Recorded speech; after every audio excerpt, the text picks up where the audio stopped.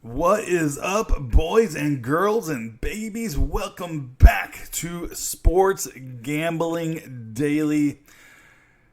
It is Thursday, May 23rd. It is 6 a.m. here in Texas. 6 a.m. Texas time.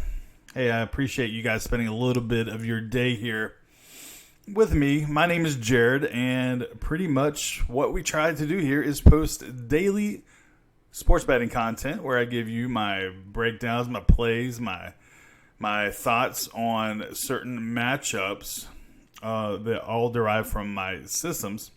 Now, what those systems are designed to do are to find matchups that we can exploit for that sweet, sweet maximum profitability. So if that sounds like something you're interested in or wondering about or whatever, consider hitting that red subscribe button, hit that thumbs up button, and also click that bell notification so you will be notified when I post another video. All right. Yesterday, pretty good day. We had the Cubbies. We had the Twins that got rained out, which was a very suspicious rain out, but they got rained out nonetheless. And then we had the Brewers winning an insane game. That game was. Brewers were down 5 or maybe even 6-1 at one point. They came back, chipped away, took the lead, or they tied it, then lost the lead, and then took the lead, and then closed the door. I believe the final score was 11-9. Pretty impressive. A lot of people I don't think were on the over in that game because of the two pitchers, Davies and Castillo. But over it went. I mean, crazy, almost 20 runs in that game. But so we went 2-0 yesterday, just under 2 units because the Cubbies, we paid quite a bit of juice to take that dub, to take that winner. All right, a couple of people have asked about the unit tracker. I'm not avoiding it. I promise you that. I have just been behind tallying everything up. I worked on it a little bit last night. I would like to get it back here in the next couple of days because, people are asking for it. So that's that. That's it. Hey, let's talk about some stuff here. Now, I didn't have any extra plays yesterday, but if I were to have some extra plays yesterday, you go to the Discord to get them extra plays.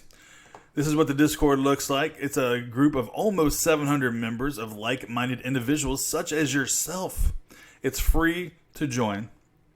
All you got to do is come over here to Instagram and I go by Sports Gambling Daily. You come over here, send me a direct message. We'll have a small conversation, very, very short and sweet.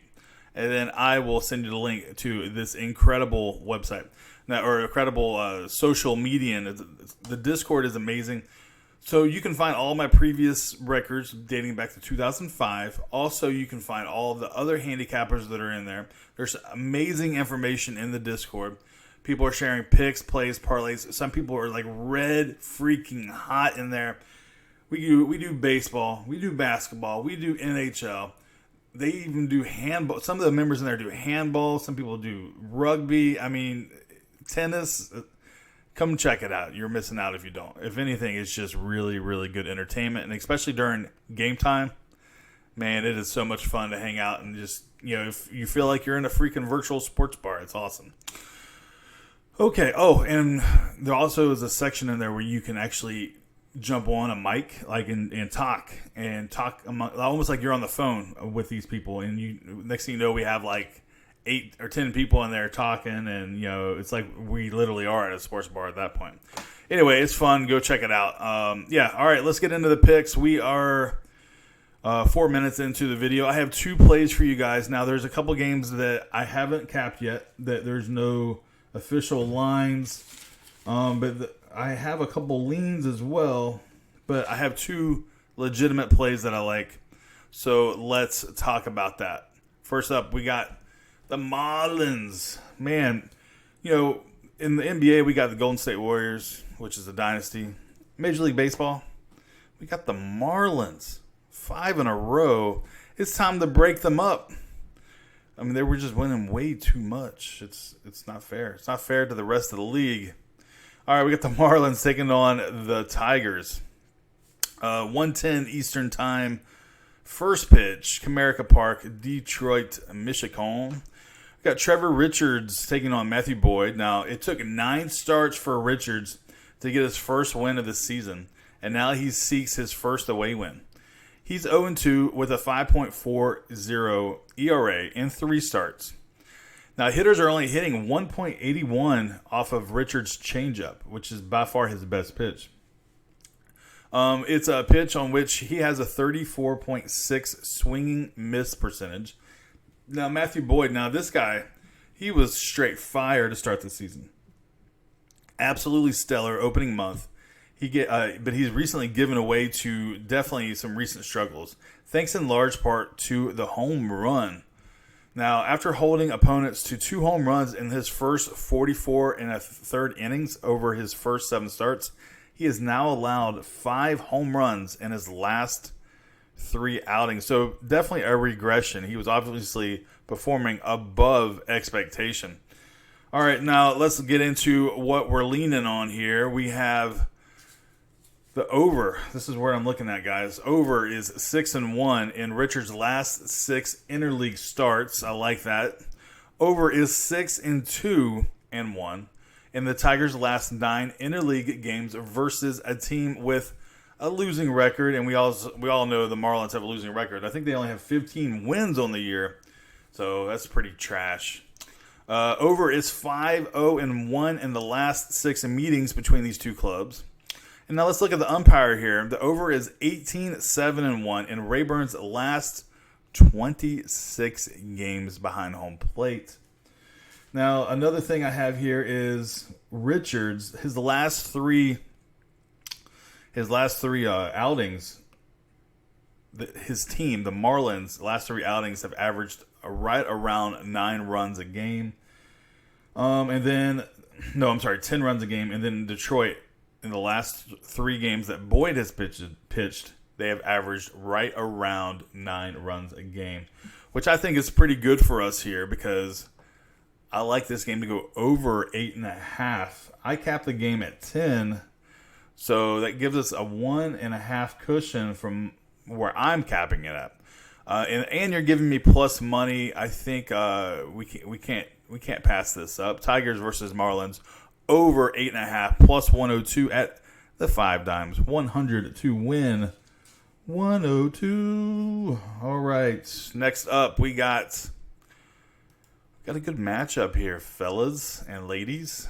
We got the Braves taking on the Mad Bum in San Francisco. Now, the Braves are 27-23 on the year. San Francisco 21-27. San Francisco is definitely fighting back after that poor start to the season. Now, this game first pitch is 3:45 Eastern Time in the Bay, San Francisco. You got Kevin Gausman taking on Madison Bumgarner. So righty versus lefty. Now, Gausman, he struggled early. Then he retired 12 of his last 13 Brewers he faced on Saturday. Now, the veteran will be starting on regular rest again after serving that suspension for throwing behind Jose Urena earlier this month. Now, Madison Bumgarner, the lefty, he sports a 3-4 record on the year. Now, the Mad Bum has a 4.21 ERA through 10 starts. He has never finished with an ERA above 3.37 in his previous 10 seasons. Now, against the Braves, the left-handed ace is 7-3 with a 2.71 ERA and 12 career starts. But check this out. Even though both these teams are in the National League, he hasn't faced them since 2016. So let's look at some trends here. Now, the over is 7-2-1 in the Braves' last 10 versus a left-handed starter. So that's good news. Over is 5-0 in Bumgarner's last 5 games versus the Braves. Now, let's look at the umpire here. The over is 6-1-1 in Everett's last 8 games behind the home plate when they're at San Francisco. So I bet you can guess where I'm going with this. Give me the over. Braves versus Giants. Over 7.5 minus 105. Found that at 5 dimes. 100 to win 95. I like this play a lot. All right, so I got some leans. Let's see. So there's one game in particular that I actually like a lot, but they haven't released the pitcher for Toronto, or not Toronto, Tampa Bay yet. But from everything, so I capped this game as if Snell was pitching. I'm assuming he's going to pitch. Possibly they'll put an opener out there, and that's why they're struggling giving me a line. But there's a lot of value on Cleveland, believe it or not, guys. But we'll revisit that. I'm going to wait and see what the line shakes out. Now, I haven't capped the Phillies versus Cubs or Boston, Toronto. Haven't found any good information yet on those lines.